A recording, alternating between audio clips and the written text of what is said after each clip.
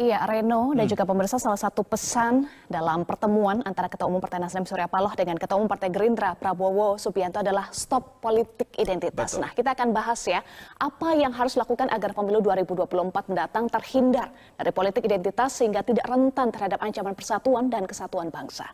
Untuk membahasnya kita sudah terhubung dengan Hanta Yuda, Direktur Eksekutif Poltreking Indonesia. Selamat pagi, Mas Hanta. Salam sehat. Salam sehat, Mas Hanta. Selamat pagi, salam sehat, Mas Rano, Mbak Eva. Baik, Mas Hanta, sebelum kita ke pertanyaan bagaimana sih caranya kemudian untuk mereduksi ya politik identitas itu, tapi lebih dulu kita ingin ketahui bersama apa bahayanya sebetulnya dalam sebuah pesta demokrasi jika terlalu menonjolkan politik identitas. Ya, peradaban demokrasi kita itu sangat bergantung pada cara kita berkompetisi dan amunisi yang kita tempurkan, yang kita kompetisikan. Nah, kalau kualitas peradaban demokrasi kita ingin baik, berkualitas, amunisinya yang ditempurkan, isunya, wacananya, narasinya harus berbasis pada politik kinerja, politik gagasan, politik rekam jejak, itu yang harus dikedepankan. Tapi kalau mengalami degradasi, kemerosotan demokrasi kita, kalau menggunakan politik identitas, biasanya melemahnya politik gagasan ataupun kinerja itu karena calon biasanya tidak memiliki kemampuan gagasan yang kuat, kemudian direproduksi oleh timnya dan seterusnya. Dan bahayanya tentu kita akan terpilihnya pemimpin yang bukan berbasis tadi. Kalau ternyata yang memainkan isu itu menang, bukan berbasis pada kinerja yang harus dibedah, bukan gagasan atau visi misi programnya yang harus dibedah. Dan dalam pelaksanaannya, dalam penyelenggaraannya, kompetisi sedang dilakukan, kita tahu berbahaya juga. Itu akan merusak kohesi nasional kita, harmoni nasional kita, persatuan dan seterusnya. Itu akan roboh bangunan kebangsaan kita. Saya kira kalau politik identitas ini yang dikedepankan. Kita kan sedang memilih pemimpin yang berbasis pada prestasi, pada kinerja. Nah, saya kira berbahaya baik dalam level kandidasi, dalam pencalonan, dalam tahapan eleksi, pemilihan election, maupun dalam tahapan nanti setelah terpilih. Jadi seorang kandidat itu kan dua hal yang dia lakukan, winning di election, memenangkan pertarungan, ini berbahaya kalau itu yang dimainkan, yang ditempurkan dalam arena kompetisi kita, maupun nanti kalau sudah terpilih pasca itu juga berbahaya. Itu saya kira yang harus kita antisipasi. Karena masih jauh, maka Baik, banyak cara, artinya banyak tidak berbasis pada gagasan atau kinerja, tetapi lebih kepada politik identitas itu sendiri. Nah, selain bahaya yang diperoleh karena tidak menghasilkan pemimpin yang berdasarkan gagasan atau kinerja, ya, apalagi bahayanya, terutama terkait dengan persatuan dan juga kesatuan bangsa. Ya, itu yang saya katakan bisa merusak tadi bangunan kebangsaan kita, positivitas perekatan nasional kita. Meskipun kita tahu politisi, elit politik itu kelihatan paginya dia kelihatan bertarung, sorenya sudah selesai bisa makan tempe goreng bersama. Sementara yang di bawah di masyarakat itu sudah mengalami, bahkan dalam satu keluarga, dalam satu RT, dalam satu pada sama warga itu bisa pecah, bisa merusak. Itu juga berbahaya saya kira. Karena dalam politik kan ada tiga perilaku pemilih itu, ada tiga karakter. Memang realitasnya ada. Satu yang paling tinggi tadi peradaban demokrasi, pemilih rasional. Pemilih rasional itu adalah memilih karena basis kinerja, basis program tadi. Dan kedua ada pemilih psikologis karakternya. Realitasnya juga banyak. Pemilih psikologis adalah pemilih yang memilih biasanya karena dia milenial, pro kepada kaum milenial, merakyat, ramah dan lain sebagainya. Itu karakteristik itu juga dipilih karena basis psikologis. Nah, yang ketiga adalah pemilih sosiologis. Pemilih sosiologis itu memilih karena kesamaan sifat kedaerahan, agama, ataupun kesukuan. Itu masih memungkinkan kalau tidak direproduksi dalam rangka untuk memenangkan pertarungan dengan isu-isu yang sangat dalam terkait dengan isu identitas tadi. Nah, itu yang saya kira berbahaya kalau diteruskan, karena kita sedang memilih pemimpin negara kan yang dia bekerja berbasis bukan pada identitas, dia harus berdiri di semua identitas apapun, kelompok, golongan, suku, agama, karena dia bekerja berbasis pada kemampuan tadi gagasannya, kemampuan pengalaman kinerjanya itu yang harus dikedepankan. Tapi kita masih punya waktu, Eva. Yang paling penting saya dari sisi politik, skema politik yang bisa dilakukan para elit politik kita. Salah satu penyebabnya dari sisi politik menurut saya karena pola pertarungan kita itu petanya bipolar, dua kutub yang bertarung. Jadi logikanya kalau dua kutub yang bertarung itu kontraksi politiknya kencang. Ibarat pipa air saja, kalau satu arah itu kan kencang. Apa yang bisa dilakukan? Dibuka selangnya itu pipa-pipanya.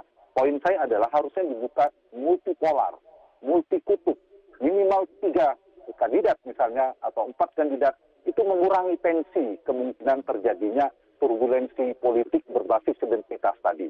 Itu yang bisa dilakukan. Saya berharap tidak terulang lagi pada 2014 dan 2019, dua kutub yang terbelah itu dilakukan. Yang kedua, dari sisi kandidatnya, kalau kita bicara menjelang 2024, itu kalau ternyata, sekarang kan para idola yang terbagi itu mencari idola baru dia, berdiaspora. Dulu misalnya kelompok ini Pak Jokowi dan Pak Prabowo. Sekarang kelompok Jokowi cenderung mencari idola-idola baru. Katakanlah ada nama Ganjar Pranowo dan lain sebagainya. Pendukung Pak Prabowo, meskipun ada pendukung masih ke Pak Prabowo kalau berdasarkan survei, sudah mulai bergeser lebih banyak idola barunya namanya Anies Baswedan. Jadi gambarannya sederhananya, kalau misalnya ke depan, saya sebut saja nama sebagai contoh, Ganjar dan Anies bertarung, itu potensi terjadi. Apalagi diperkuat lagi dengan pembagian pembelahan partai. Misalnya PKS mendukung Anies, kemudian PD Perjuangan mendukung Ganjar. Ini misal saja ya sebagai peta. Itu potensi terjadi seperti itu sangat kuat. Jadi poin saya salah satunya untuk mengantisipasi yang dilakukan elit kita yang bisa melakukan skema politik menghindari terulang itu. Bagaimana membuat skema politik yang untuk menghindari politik identitas tadi karena terlalu mahal harga yang harus kita bayar buat bangsa kita. Karena usia politisi seorang itu kan 5 tahun, maksimal menjabat 10 tahun. Sementara persatuan, kesatuan, kebersamaan, harmoni sosial, harmoni kebangsaan kita tidak batas 5, 10 atau 20 tahun. Itu, Eva. Oke, baik. Mas Hanta, kemudian apakah bisa dikatakan atau bisa dimaknai begitu ya, politik identitas ini sebenarnya adalah jalan pintas, jalan terakhir untuk meraup suara, atau bahkan juga bisa dikatakan ini desperate ways begitu ya untuk bisa meraup suara karena secara gagasan tidak punya, secara kinerja juga tidak mampu. Apakah bisa dimaknai seperti itu? Iya, betul. Salah satunya, dan beberapa yang sedang bertarung paham betul. Ada kelompok masyarakat yang bisa dilakukan pendekatan seperti itu.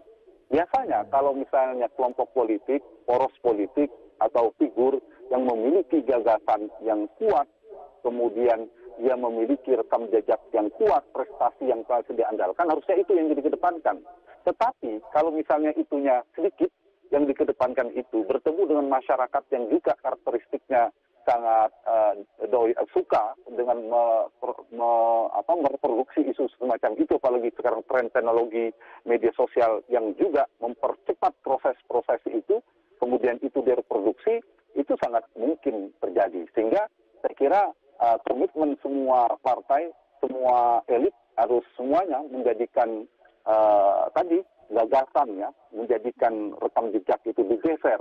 Dan jangan lupa, saya kira Indonesia, kita perlu bukti ya, pengalaman 2014-2019. Kalau misalnya terlalu mengedepankan isu itu juga belum tentu menang. Karena pemilih Indonesia itu yang lebih banyaknya harus main di tengah. Kalau saya menggunakan spektrum kiri kanan, politik identitas itu bisa paling kanan dan bisa paling kiri ya, tidak hanya berbasis agama, tapi bisa berbagai macam identitas lainnya.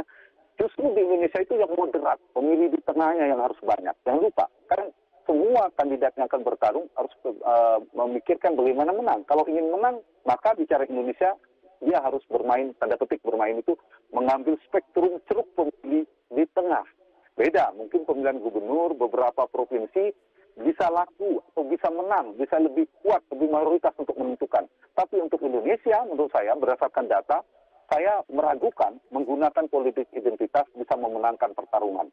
Karena yang menentukan nanti yang di tengah ini, yang pemilih yang itu bisa lari pemilih di tengah yang tidak terlalu suka kepada kandidat atau kelompoknya yang memainkan isu terlalu ekstrim. Misalnya salah satunya isu politik identitas. Jadi pemilih moderat yang di tengah itu relatif paling banyak. Jangan sampai justru lari jadi blunder tidak memberikan efek positif secara elektoral. Baik. Begitu. Mas Hanta, ya tadi Anda menyoroti soal sistem, kemudian harus ada komitmen ya untuk mereduksi politik identitas. Nah, apalagi cara yang harus dilakukan untuk betul-betul mereduksi persentase penggunaan politik identitas dalam pemilu mendatang? Iya, memang yang bisa antisipasi kalau kita bicara normatif yang bisa dilakukan nanti pelaksanaan, pasti kita bicara bagaimana KPU menegakkan regulasi, aturan, kemudian juga Bawaslu dan sebagainya. Tetapi menurut saya tidak bisa mengandalkan itu terlalu besar ya. Kita butuh komitmen. Jadi komposisi dan komposisi beberapa elemen pentingnya. Elemen penting itu regulasi. Yang kedua penyelenggara harus netral dan sebagainya, harus mengontrol, jangan sampai ada penyelewengan seterusnya. Fasilitator yaitu negara. Nah, dua terakhir, komponen yang keempat dan kelima, elemen yang dalam politik elektoral itu adalah yang keempat adalah yang sedang berkompetisi. Yang sedang berkompetisi para peserta pemilu, yang terakhir adalah pemilih. Nah, dua variabel inilah sebenarnya sangat menentukan bagaimana upaya-upaya civic education, pendidikan kewarganegaraan kita, pendidikan politik dan seterusnya. Saya kira partai-partai harus menyuarakan sejak awal untuk membuat bahwa politik identitas itu adalah paling usang, paling peradaban yang paling rendah, yang sebenarnya membuat kita semakin mundur.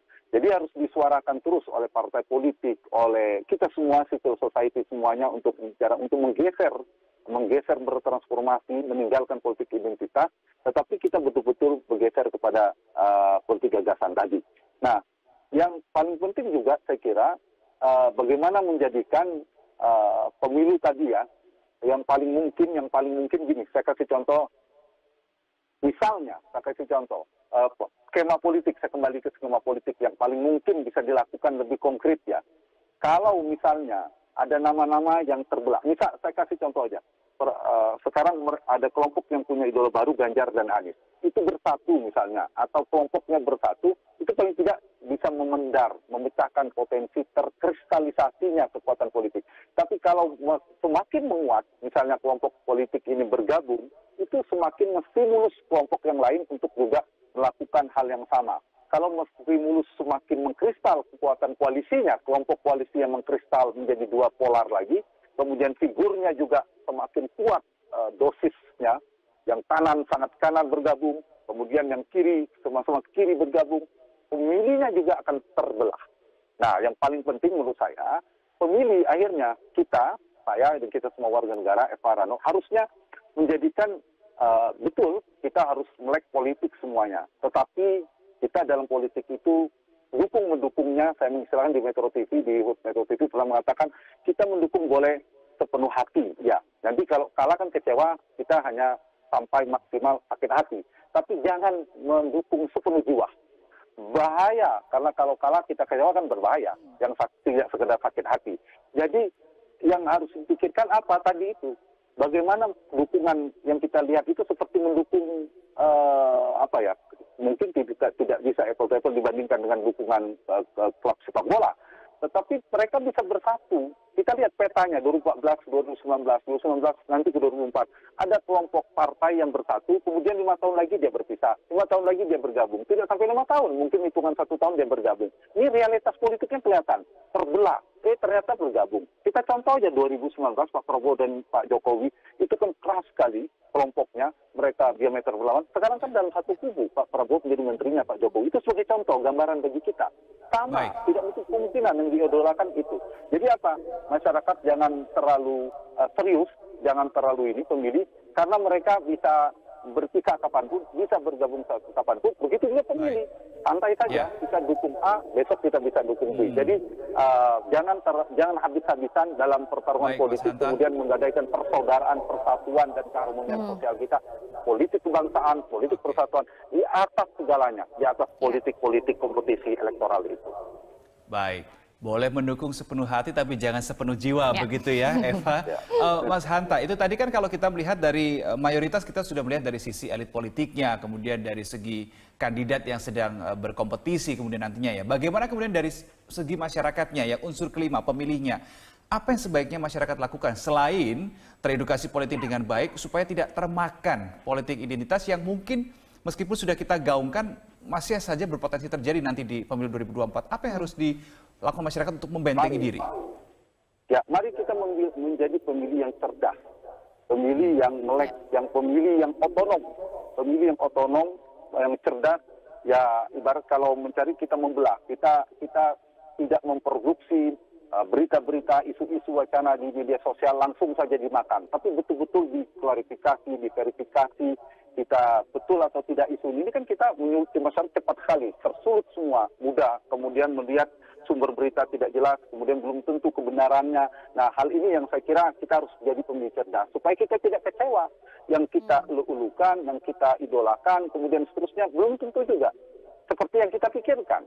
Jadi bisa jadi, ya tadi yang saya bilang bisa bersatu, besok bisa berpisah lagi. Kemudian, ya peta politik itu sangat ekstrim, bisa terjadi kapanpun. Banyak partai ini berseberangan kemudian bergabung. Kemudian posisi misalnya saya ngomong nama saja. Ada Mbak Puan, kemudian ada Mas Anies Baswedan. Apa tidak mungkin mereka bergabung dalam satu titik? Bisa saja.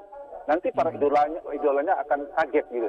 Jadi lihatlah seperti kita dukung-mendukung, jangan sampai habis energi masyarakat. Jadi pemilih yang cerdas, pemilih yang cermat, jadi pemilih yang otonom. Yang tidak terombang-ambing, yang bisa diatur pilihannya oleh pihak di luar dirinya. Pilih dengan hati nurani ini, itulah poinnya, politik kebangsaan, kebersamaan, harmoni Indonesia kita di atas politik elektoral yang siklus 5 tahunan. Sementara Indonesia bukan berdiri untuk 5, 10, atau 20 tahun saja. Baik, mohon maaf waktu kita terbatas, tapi pesannya sudah kita tangkap. Pemilih harus cerdas dan juga butuh komitmen bersama untuk sama-sama kita stop tangkal politik identitas ya. Baik, terima kasih Mas Hanta Yuda, Direktur Eksekutif Poltreking Indonesia sudah bergabung bersama kami di Metro Pagi Prime Time. Salam sehat Mas Hanta.